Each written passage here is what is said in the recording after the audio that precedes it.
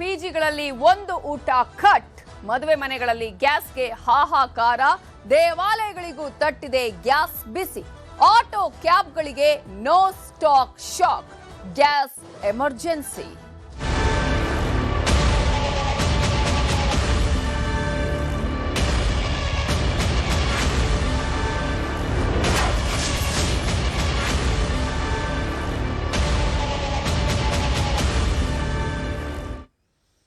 ಕೊಲ್ಲಿ ಯುದ್ಧದಿಂದ ಭಾರತದಲ್ಲಿ ಗ್ಯಾಸ್ ಟ್ರಬಲ್ ಉಂಟಾಗಿದ್ದು, ಬೆಂಗಳೂರು ಸೇರಿದಂತೆ ರಾಜ್ಯದ ಎಲ್ಲಾ ಕಡೆ ಸಿಲಿಂಡರ್ ಸಂಕಟ ಎದುರಾಗಿದೆ. ದೆಹಲಿ, ಮುಂಬೈ, ಕೋಲ್ಕತ್ತಾ, ಹೈದರಾಬಾದ್ನಲ್ಲಿ ಸಮಸ್ಯೆಗಳ ಮೇಲೆ ಸಮಸ್ಯೆ ಆಗ್ತಾ ಇದೆ.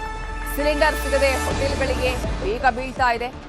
ಕೊಲ್ಲಿ ಯುದ್ಧದಿಂದ ಭಾರತದಲ್ಲಿ ಅದರ ನೇರ ಪರಿಣಾಮವನ್ನು ಎದುರಿಸ್ತಾ ಇದ್ದೇವೆ.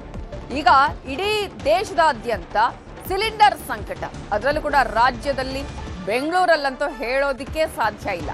ಇನ್ನು ಇಡೀ ದೇಶದಾದ್ಯಂತ ದೆಹಲಿ, ಮುಂಬೈ, ಕೋಲ್ಕತ್ತಾ, ಹೈದರಾಬಾದ್ ಹೀಗೆ ಅನೇಕ ರಾಜ್ಯಗಳಲ್ಲೂ ಕೂಡ ಸಿಲಿಂಡರ್ ಸಮಸ್ಯೆಯನ್ನ ಎದುರಿಸ್ತಾ ಇದ್ದಾರೆ.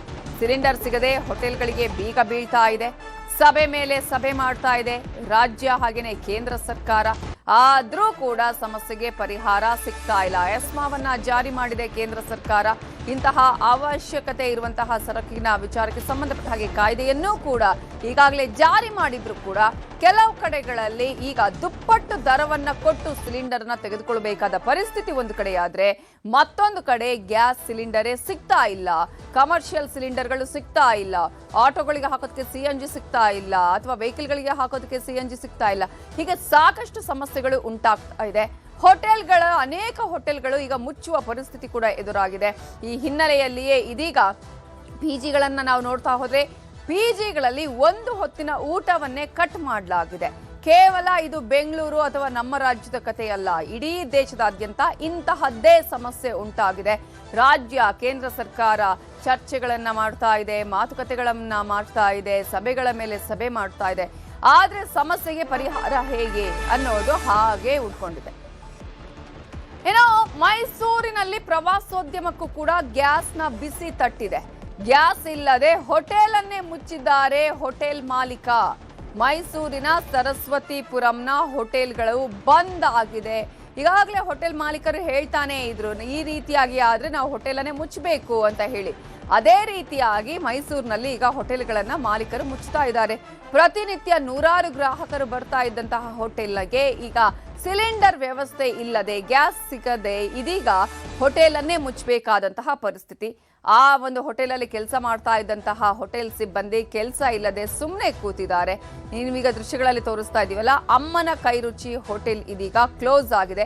ಮೈಸೂರಲ್ಲಿ ಫೇಮಸ್ ಅಮ್ಮನ ಕೈರುಚಿ ಹೋಟೆಲ್. ಆದ್ರೆ ಈಗ ಗ್ಯಾಸ್ ಸಿಲಿಂಡರ್ನ ವ್ಯವಸ್ಥೆ ಇಲ್ಲದೆ, ಸಿಲಿಂಡರ್ ಸಿಗ್ತಾ ಇಲ್ಲ ಅನ್ನುವಂತಹ ಕಾರಣಕ್ಕಾಗಿ ಕೆಲವು ಹೋಟೆಲ್ಗಳಲ್ಲಿ ಮೆನುವನ್ನ ಕಡಿಮೆ ಮಾಡಿದ್ರು. ಆದ್ರೆ ಈ ಹೋಟೆಲ್ ಅನ್ನ ಬಂದೇ ಮಾಡಿದ್ದಾರೆ.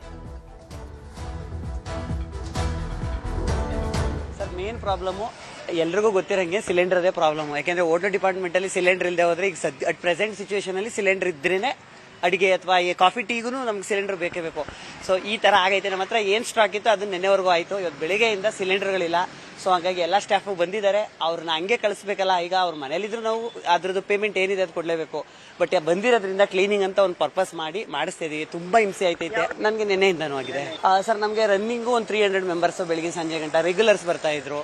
ಸೊ ಈಗ ನಮಗೆ ಡೈಲಿ ಅವ್ರಿಗೆ ಹೇಳಿ ತೊಂದರೆ ಆಗ್ತಿದೆ. ಅಂದ್ರೆ ಇವತ್ತು ಯಾಕೆ ಕ್ಲೋಸ್ ಮಾಡಿದ್ದೀರಾ ಅಂತ ಇದ್ದಾರೆ. ಸೊ ಮೇನ್ ಪ್ರಾಬ್ಲಮ್ಸ್ ಸಿಲಿಂಡರ್ ಇದೆ ಅಂತ. ಸರ್ ಆರ್ಡರ್ ಬಂದಿಲ್ಲ ಅಥವಾ ಲೋಡ್ ಬಂದಿಲ್ಲ ಅಂತ ಅವ್ರೆ ಕಾಯಿರಿ ಅಂತಾರೆ. ಬಟ್ ಈಗ ನಾವು ನಿನ್ನೆಯಿಂದನೂ ಕಾದಿದೀವಿ, ಇನ್ನಿಷ್ಟೊತ್ತಾದ್ರೂ ಯಾವುದೇ ಮೂವ್ಮೆಂಟ್ ಇಲ್ಲ. ಸೊ ಇವತ್ತೊಂದು ದಿವಸ ಕಳೆದು ನಾಳೆಯಿಂದ ಸೌದೆ ಒಲೆಗೆ ಇದು ಮಾಡಬೇಕು. ತುಂಬಾ ಪ್ರೆಷರ್ ಆಗ್ತಾ ಇದೆ.